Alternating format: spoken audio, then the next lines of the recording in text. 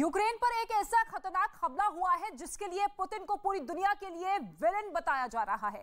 इल्जाम यह है कि पुतिन ने यूक्रेन पर केमिकल अटैक करना शुरू कर दिया है। आप ये रिपोर्ट देखेंगे तो केमिकल अटैक को लेकर मचे इस सवाल पर पूरी पिक्चर क्लियर हो जाएगी।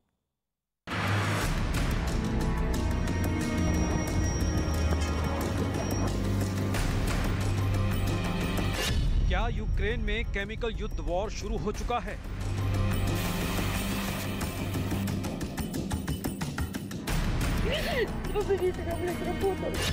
क्या मारियापुल केमिकल अटैक का पहला टारगेट बना है?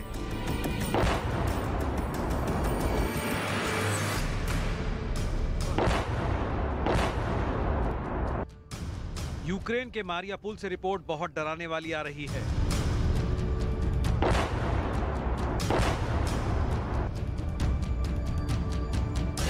मारियापुल में 10,000 से ज्यादा लोग मारे जा चुके हैं।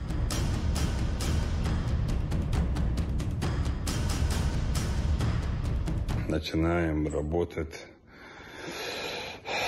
конкретно, точечно, и будет наступательная наша работа, не только в Мариуполе, но и всех других населенных пунктах, городах и селах. मारियापुल पर रमजान कादरीफ की वार्निंग के बाद वहां के मेयर का खौफ देखिए।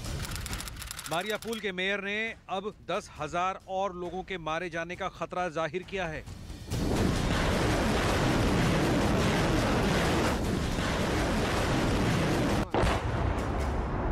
रिपोर्ट्स हैं कि मारियापुल में रूस ने केमिकल अटैक किया है। हालांकि रूस की सेना ने इन आरोपों से इनकार किया है।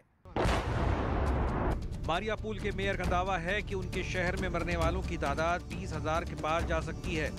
लेकिन इस बीच केमिकल अटैक की खबरों को लेकर पूरी दुनिया में हल्ला मच गया है। Chemical attack has taken place in Ukraine. Been a chemical attack, at least we are here. Use agents, chemical agents. मारियापुल में भीषण युद्ध के बीच यूक्रेन की नाजी मिलिशिया के नाम से बदनाम अजोव बटालियन ने इल्जाम लगाया है कि रूस ने केमिकल हथियारों से हमला किया है। अजोव बटालियन इस वक्त मारियापुल में मोर्चा संभाले हुए है। जंग की शुरुआत के पहले से ही ये फोर्स रूस के निशाने पर रही है। यूक्रेन की अजोव बटालियन, जिसे अजोव रेजिमेंट भी कहा जाता है, उसका आरोप है कि मारियापुल में एक ड्रोन के जरिए केमिकल हथियारों से हमला किया गया, जिसके बाद लोगों की हालत बिगड़ने लगी। उनको सांस लेने में तकलीफ हुई और कई बेहोश हो गए। ऐसा रासायनिक हमलों के बाद ही होता है। केमिकल हमलों में क्लोरीन, मस्टर्ड और सरीन गैस का इस्तेमाल किया जाता है। इसकी चपेट में आने वाले लोग जल जाते हैं, उनका दम घुट जाता है। Вважаю, що це також повинно розглядатися як воєнний злочин російських військ. Вони свідомо зробили все, щоб вбити чи покалічити якомога більше наших людей, навіть тоді, коли були змушені відступати з нашої землі. Без відповідних наказів вони б цим не займали. जब ज़ेलेंस्की यूक्रेन पर केमिकल अटैक पर दुनिया को खबरदार कर रहे थे, तब पुतिन की एक सीक्रेट मीटिंग बहुत चर्चा में थी। पूर्वी रूस की एक लोकेशन जहां रूस का वोस्तोकनी स्पेस सेंटर है, वहां पुतिन और बेलारूस के राष्ट्रपति अलेक्जेंडर लुकाशेंको की मुलाकात हुई। इस मीटिंग के दौरान दुनिया भर के अखबार केमिकल अटैक पर खबर छाप रहे थे। Очевидная вещь. Это было неизбежно. Вопрос был только во времени. И то, что мы делаем, помогая людям, спасая их от нациста с одной стороны, а с другой стороны, предпринимая меры обеспечения безопасности самой России, очевидно, что другого выбора у нас не было. Это правильный шаг. И то, что цели будут достигнуты, нет никаких сомнений. पश्चिमी देशों की कोई भी न्यूज वेबसाइट देख लीजिए, किसी भी अखबार का मेन पेज देख लीजिए, पहले पन्ने पर केमिकल अटैक का जिक्र किया गया है और इन सब के टारगेट पर हैं व्लादिमीर पुतिन। केमिकल अटैक की बात ठीक रूस के नए जनरल को कमान मिलने के बाद आई है। रूस के नए जनरल अलेक्जेंडर ड्वॉर्निकोव को अब यूक्रेन युद्ध जीतने के लिए 1 महीने का वक्त दिया गया है। यही वजह है कि यूक्रेन की जंग 1.5 महीने के अंदर केमिकल अटैक वाली स्टेज पर पहुंच चुकी है। पहले भी कई जंगों में, चाहे वो इराक हो, सीरिया हो या फिर वियतनाम, केमिकल या जैविक हथियारों का इस्तेमाल कई देशों के खिलाफ हो चुका है। अब यूक्रेन युद्ध में इस हमले को चौथी स्टेज वाली वॉर कहा जा सकता है। पहली स्टेज कन्वेंशनल यानी पारंपरिक युद्ध की होती है, जिसमें जमीनी फौज एक दूसरे से लड़ती है। दूसरी स्टेज में हवाई हमले शुरू हो जाते हैं, एयरफोर्स के फाइटर जेट अटैक करते हैं। तीसरी स्टेज में मिसाइल से हमले होते हैं, बड़ी तबाही वाले आम हथियार इस्तेमाल होते हैं। आगे की स्टेज खतरनाक है। चौथी स्टेज में रासायनिक या जैविक हथियारों का इस्तेमाल हो सकता है और पांचवी स्टेज में नौबत न्यूक्लियर हमले तक पहुंच सकती है, यानी सब कुछ खल्लास जैसा द्वितीय विश्व युद्ध में हुआ था। यूक्रेन की बात मिसाइल हमलों से आगे बढ़ चुकी है। ऐसे में अगर केमिकल अटैक की बात सही है तो यूक्रेन का युद्ध चौथी स्टेज पर पहुंच चुका है। लेकिन यूक्रेन की मदद करने वाले सबसे अहम देशों में से एक ब्रिटेन को अभी इस पर कुछ शक है। There are reports of the use of chemical weapons. We have not been able to verify those ourselves. And indeed, the Ukrainian system, as you've seen from President Zelensky, are only referring to the fact that there are reports. They themselves haven't yet been able to confirm to us that they have been used. Ukraine के Donbas में रूस समर्थित militia ने ऐसे किसी हमले से इनकार किया है जिसमें केमिकल हथियारों का इस्तेमाल किया गया हो। लेकिन नेटो देशों की मीडिया के अलावा बाकी दुनिया से भी अब इसे लेकर आवाज उठने लगी है। केमिकल अटैक का खतरा बहुत पहले से जताया जा रहा था। ब्रिटेन के अखबार मिरर ने अपनी रिपोर्ट में दावा किया कि इस तरह की बात रमजान कादरीफ ने भी की थी, जिनकी चेचन मिलिशिया के पास दक्षिण यूक्रेन और खासकर मारियापुल पर कब्जे की जिम्मेदारी है।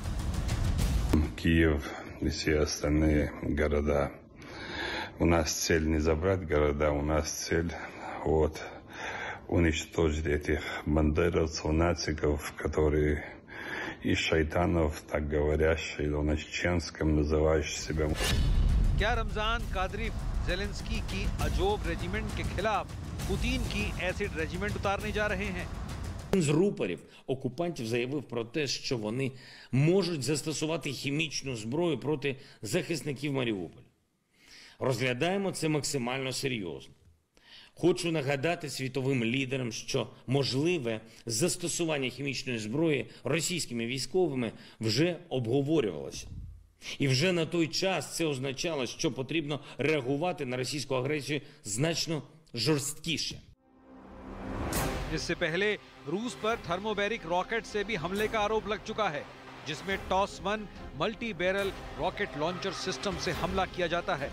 थर्मोबैरिक रॉकेट जब फटता है तो आसपास की ऑक्सीजन को चूस लेता है और तब उस जगह इतनी ज्यादा गर्मी पैदा होती है कि किसी भी इंसान का जिस्म पिघल जाए।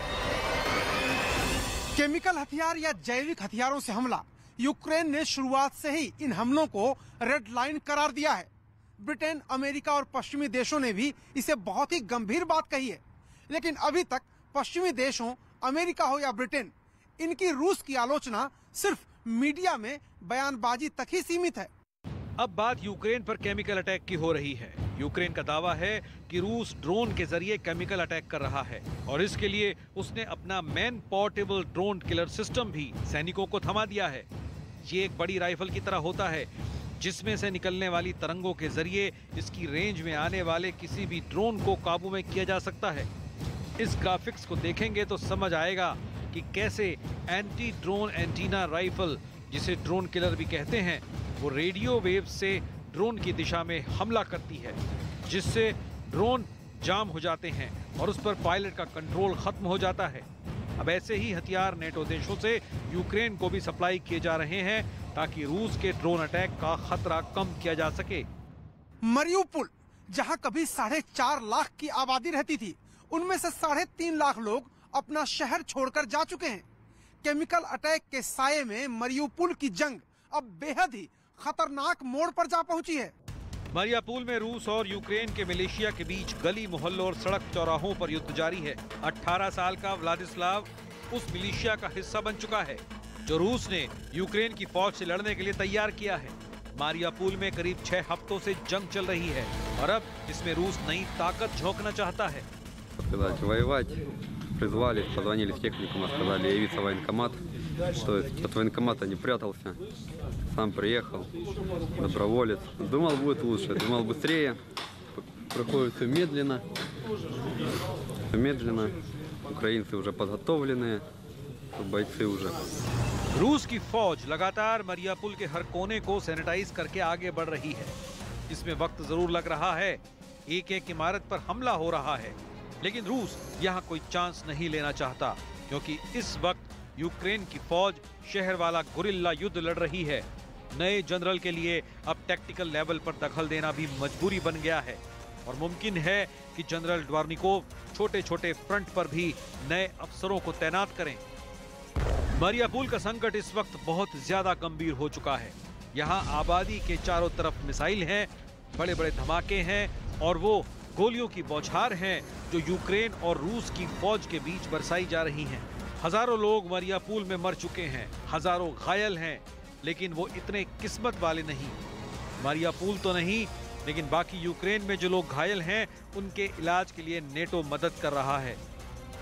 यूक्रेन के युद्ध में जो आम लोग घायल हो रहे हैं उन्हें एयरलिफ्ट करके अब जर्मनी लाया जा रहा है। ये जर्मनी की एयरफोर्स का एयरबस A310 विमान है जो एयर एम्बुलेंस के तौर पर इस्तेमाल किया गया और यूक्रेन के 12 मरीजों को जिनकी हालत बहुत ज्यादा गंभीर थी उन्हें अब जर्मनी में ट्रीटमेंट के लिए लाया गया है। लेकिन इस युद्ध से मानवीय संकट कितना बड़ा पैदा हुआ है उसका अंदाजा लगाइए। यूक्रेन से करीब 44 लाख शरणार्थी इस वक्त यूरोप में आसपास के मुल्कों में पहुंचे हुए हैं। पोलैंड में आधे से ज्यादा 25 लाख शरणार्थी पहुंचे हैं, स्लोवाकिया में 3 लाख, हंगरी में 4 लाख, रोमानिया में 6.25 लाख, मोल्दोवा में 4 लाख, बेलारूस में 20,000 लोग पहुंचे हैं, जबकि रूस में यूक्रेन के 4.25 लाख लोग आसरा लिए हुए हैं जो डोनबास रीजन से ही भागकर वहां गए हैं। चेक गणराज्य में पहुंचे यूक्रेन के शरणार्थी कुछ नई तैयारी कर रहे हैं।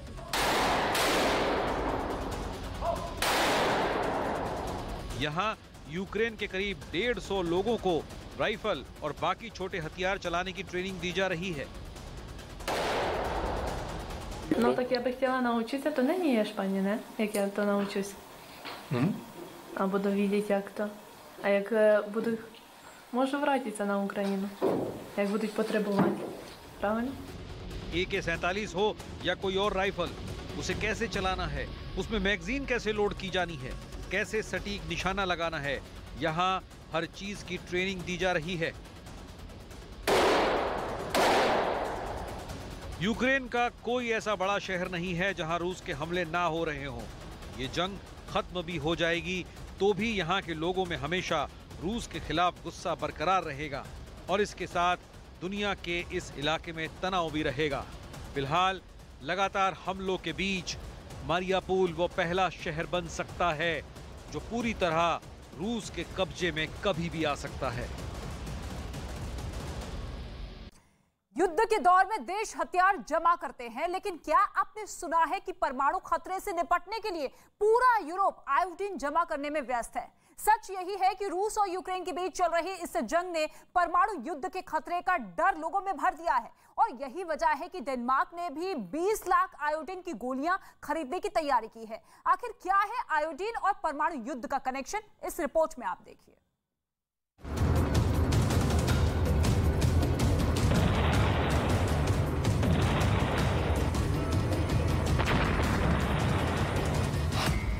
परमाणु युद्ध की आहट,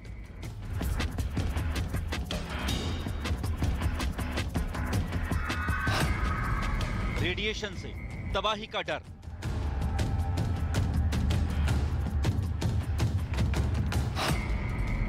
घुट-घुट कर दम टूटने की दहशत,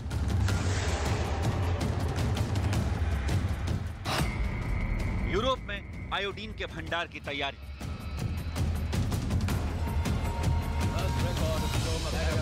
हिरोशिमा और नागासाकी की ये तस्वीरें भला कौन भूल सकता है। मानव इतिहास का ये सबसे बड़ा नरसंहार था जब अमेरिका ने जापान के 2 शहरों पर बारी बारी से परमाणु बम गिराए थे। इस घटना को बीते 70 साल से ज्यादा का वक्त हो चुका है।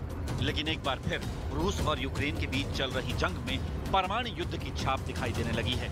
वही डर पूरे यूरोप पर मंडराने लगा है। यही वजह है कि एहतियातन डेनमार्क समेत तमाम यूरोपीय देश इस वक्त हथियारों के अलावा आयोडीन के भंडार पर भी जोर दे